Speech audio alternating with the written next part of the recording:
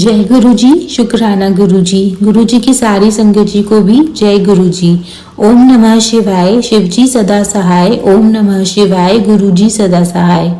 संगत जी, आज मैं फिर से गुरु जी की आज्ञा से अपना रीसेंट सत्संग आप सबके साथ शेयर करने जा रही हूँ। मेरा सत्संग कल का ही है, 10 मई 2026 का। कल संडे था और गुरु जी की कृपा और मेहर से मुझे कल एक सत्संग में जाने का मौका मिला, जो गुरु जी के ही आश्रम से एक बड़े मंदिर की तरफ से आयोजित किया गया था मेरे शहर में। हम लोग बहुत एक्साइटेड थे। मैं इस सत्संग में अपनी ननद आंटी के साथ गई थी और हम सुबह ही निकल गए थे। हमारे शहर में ये ऑर्गेनाइज किया गया था और जाने से पहले हम लोगों को ये नहीं पता था कि कल गुरु जी की जो माता जी हैं उनकी बरसी है। उसके उपलक्ष्य में ये सत्संग ऑर्गेनाइज किया गया था। बड़े मंदिर से ऑर्गेनाइज किया गया था और बहुत बड़े लेवल पे किया गया था। यह सब हमें कल वहां जाकर पता लगा।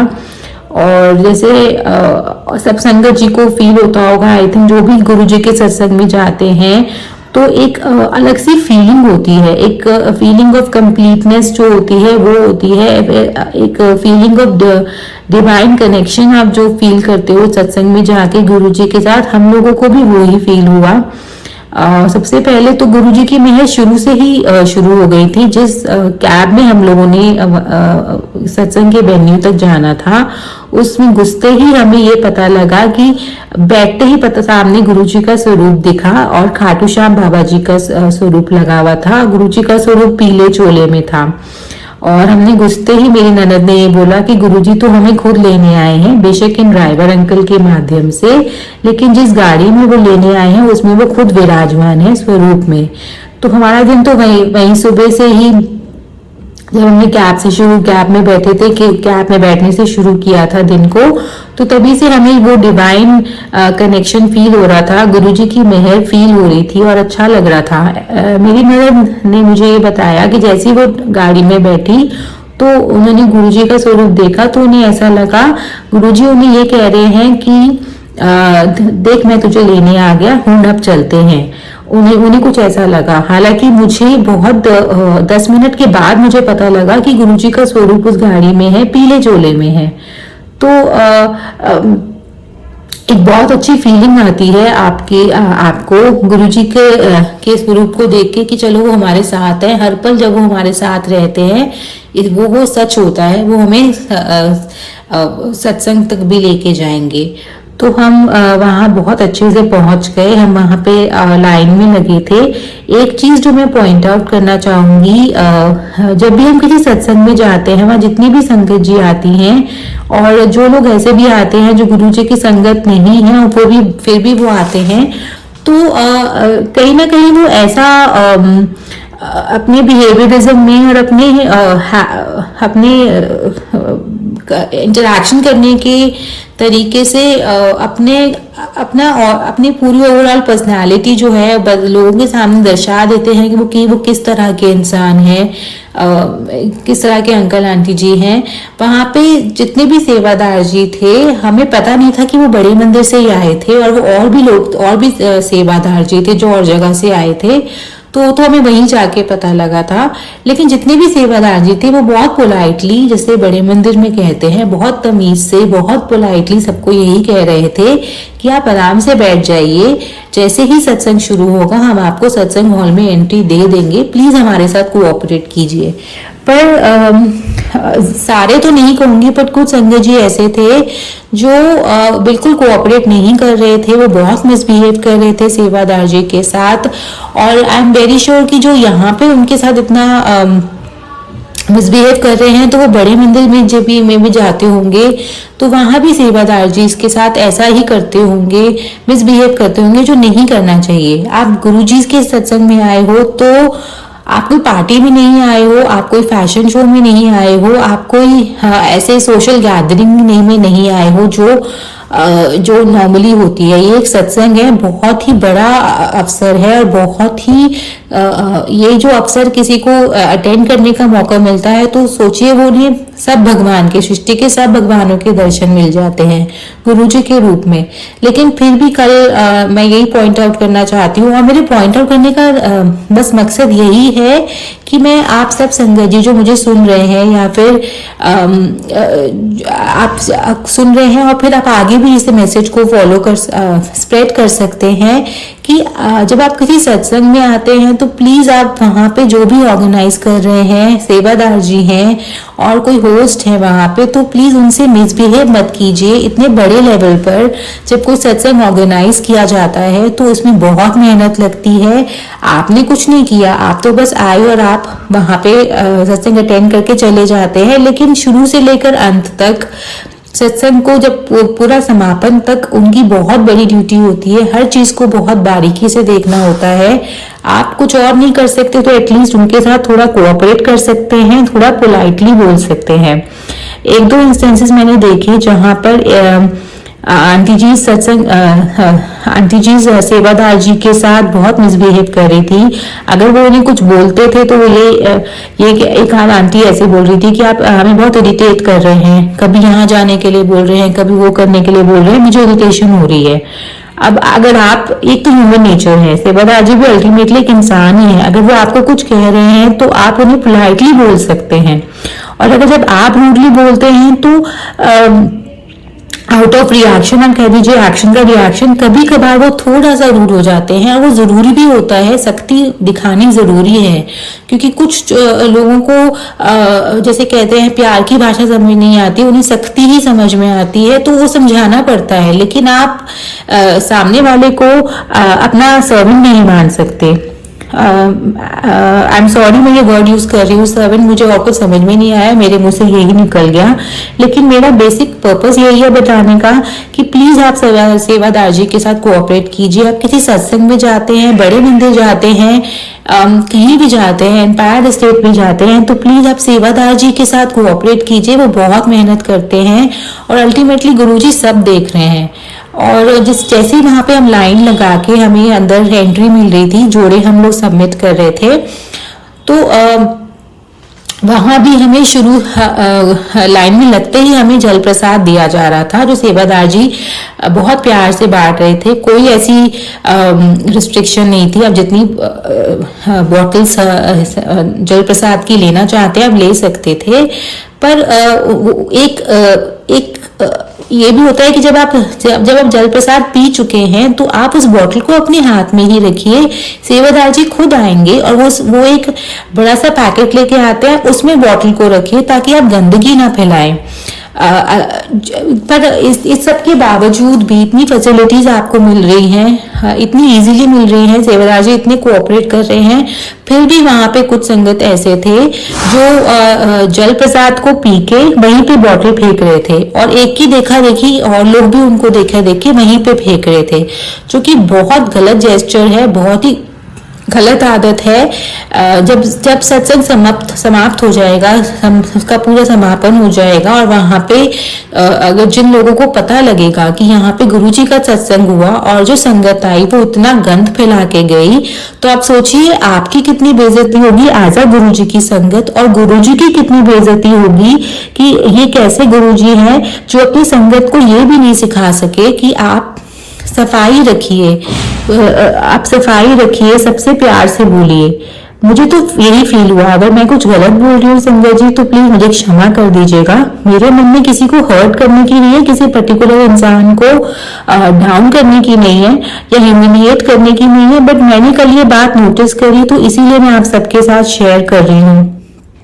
मैं बस यही कहना चाहती हूँ कि साफ सफाई जैसे बड़े मंदिर जी में आप रखते हैं, वहां पे आपको पता होता है कि अगर आपने जरा सा भी कुछ गलत किया तो आपको टोकने के लिए कोई आ जाएगा, तो यहाँ भी आप किसी सत्संग में जाते हैं तो वहां भी इस बात का ख्याल रखिए। जब वो आपको पता ही है कि जो आप जल प्रसाद की बोतल अगर आप पी के खत्म कर रहे हैं तो उसको जहां भी डिस्पोज करना है, फेंकना है, जैसे भी करना है, वो सत्संग वो सेवादार जी आएंगे, आप उसमें फेंक सकते हैं बजाय सड़क पे फेंकने के। मुझे ये बात बहुत बुरी लगी। इनफैक्ट कुछ संगत जी थे वहां पे जो इस बात को नोटिस भी कर रहे थे और फिर वो यही बोले, सबका यही अल्टीमेट था कि गुरुजी सब देख रहे हैं, इनके कर्म इनके साथ हैं। गुरुजी ने तो अल्टीमेटली कर्मों के, आपके कर्म सुधारने के लिए आपको सत्संग में बुलाते हैं, लेकिन अगर वहां पहुंचकर भी आप अपने कर्म नहीं सुधार पाए तो फिर गुरुजी, वो तो गुरुजी ही जाने, अब उनका हिसाब तो गुरुजी ही देखेंगे। पर ये कुछ चीजें थी जो मैंने नोटिस करी।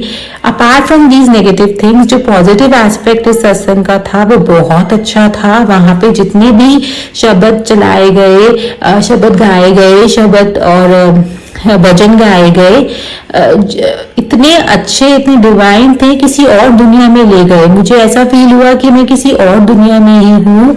और जितने भी सिंगर्स आए थे वो इतने अच्छे थे। सिद्धार्थ मोहन जी आए थे, उनकी आवाज में तो साक्षात सरस्वती माता जी बसती हैं। तो उनको देख के तो ऐसा लगता है जैसे कोई, कल मेरे को फर्स्टली मैं शेयर करना चाहूंगी, उनको देख के एक अपनापन सा महसूस होता है, क्योंकि मैं उन्हें बड़े मंदिर में भी देख चुकी हूँ और वैसे भी मैं उन्हें एक और सत्संग में देख चुकी हूँ। तो जब उनको देखो तो ऐसा लगता है कोई अपना आपके पास है।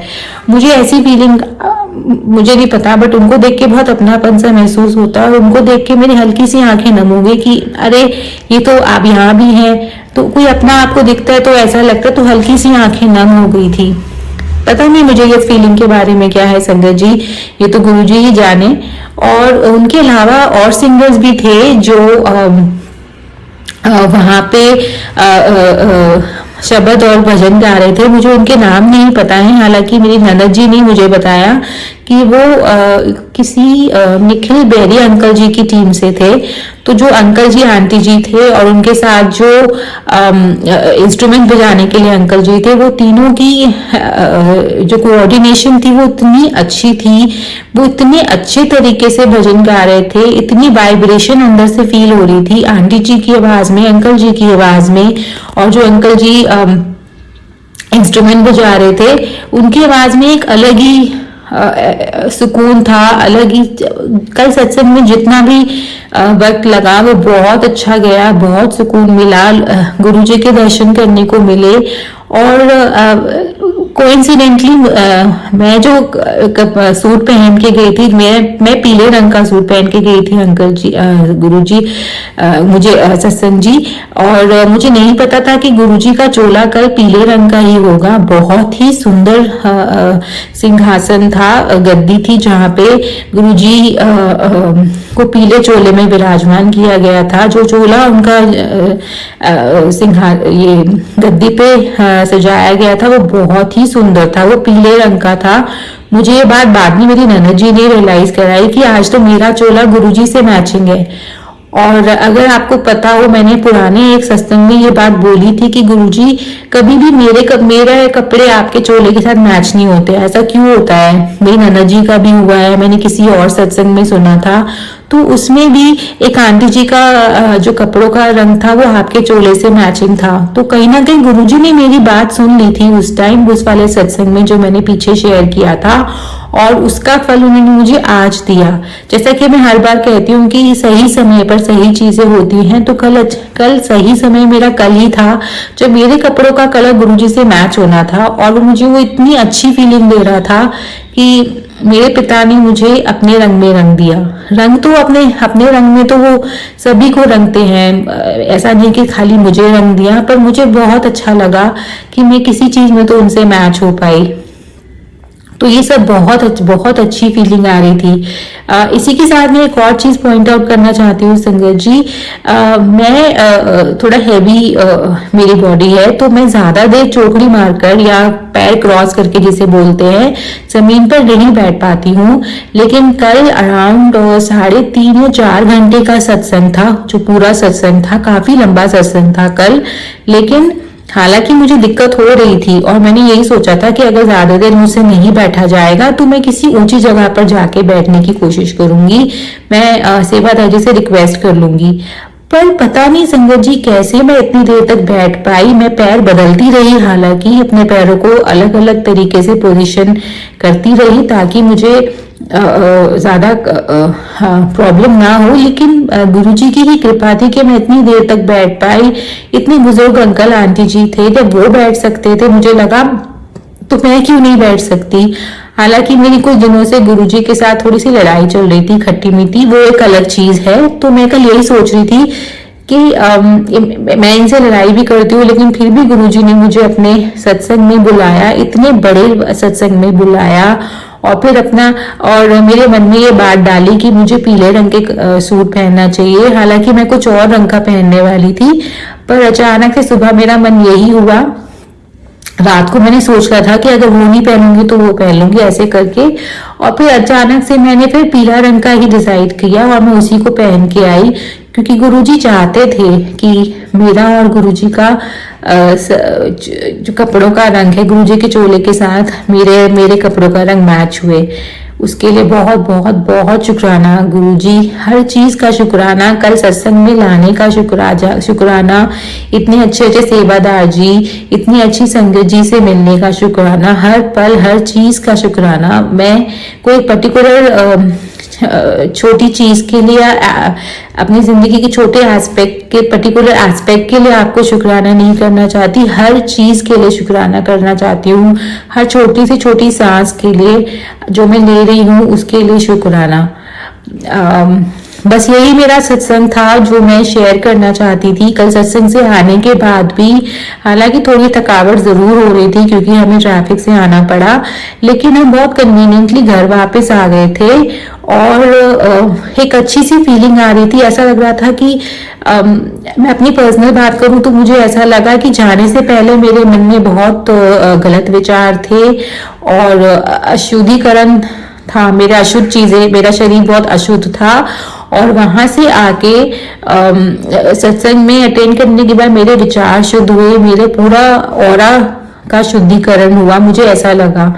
पता नहीं मैं और संगत जी को भी ऐसा फील होता है कि नहीं, बट मुझे तो ऐसा ही लगा कि पूरी बॉडी शुद्ध हो गई, पूरे विचार शुद्ध हो गए, अंदर से पूरी आत्मा जैसे क्लीन हो गई हो। जैसे आप जैसे नॉर्मली कहा जाता है कि गंगा नहाए, मुझे ऐसा लगा कि सब भगवानों का आशीर्वाद मुझे मिल गया। मैं गंगा नहाई, मेरे बॉडी, मेरा विचार सब ठीक हो गए, शुद्ध हो गए, और जो मैं इनसे इतने टाइम से मेरी खट्टी मीठी जो इनसे लड़ाई चलती रहती है वो भी ठीक हो गई। गुरु जी के साथ मेरा चलता रहता है, जैसे कभी भी कुछ होता है तो मैं इनसे लड़ लेती हूँ, लेकिन फिर मुझे यही होता है कि मैं और तो मैं मेरे पास है ही आप, मैं जिद भी आपसे ही करूंगी, मेरे सखा भी आप है, मेरे गाइड भी आप है, मेरे फ्रेंड भी आप, मेरे सब कुछ आप हैं, मेरे परम पिता हैं। मैं आपके साथ खुल के कुछ भी डिस्कस कर सकती हूँ जो मैं शायद किसी और के साथ नहीं कर पाऊंगी। तो लड़ाई और प्यार तो हमारा चलता रहता है। आई एम वेरी श्योर और संगत जी के साथ भी गुरु जी का ऐसा ही रिश्ता या इससे भी स्पेशल रिश्ता चलता होगा। गुरु जी का हर संगत जी के साथ डिफरेंट रिश्ता है, जो गुरुजी और वो संगत जी ही जानते होंगे। मेरा सत्संग बहुत बड़ा हो गया। बस मैं यही अपना कल का एक्सपीरियंस आप सबके साथ शेयर करना चाहती हूँ। इसी के साथ मैं गुरुजी को दिल से नमन करना चाहती हूँ, और साथ ही साथ गुरुजी के पिताजी और उनकी माताजी, उनको भी दिल से नमन करना चाहती हूँ, माताजी पिताजी को, कि उन्होंने इतनी दिव्य आत्मा को हम सबके सामने लाने का बीड़ा उठाया। गुरुजी ने उन्हीं को, मैं कल हालांकि यही सोच रही थी कि गुरुजी ने उन्हीं को क्यों चुना, पर वो तो गुरु पुण्य महापुरुषों का जैसे कहा जाता है कि उनकी करनी कोई नहीं समझ सकता, तो भगवान को समझना बहुत मुश्किल है, इसलिए हम ये भी नहीं समझ पाएंगे। और कल मैंने पहली बार गुरुजी के जो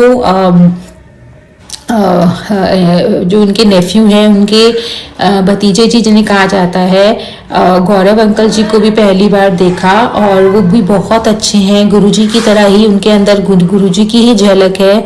बहुत सरल, बहुत सिंपल उनका व्यक्तित्व के हैं। उनसे मिलके भी बहुत अच्छा लगा। उन्हें जाने से पहले सब संगत जी को एक बार मिलना चाहा, उन सबसे मिले।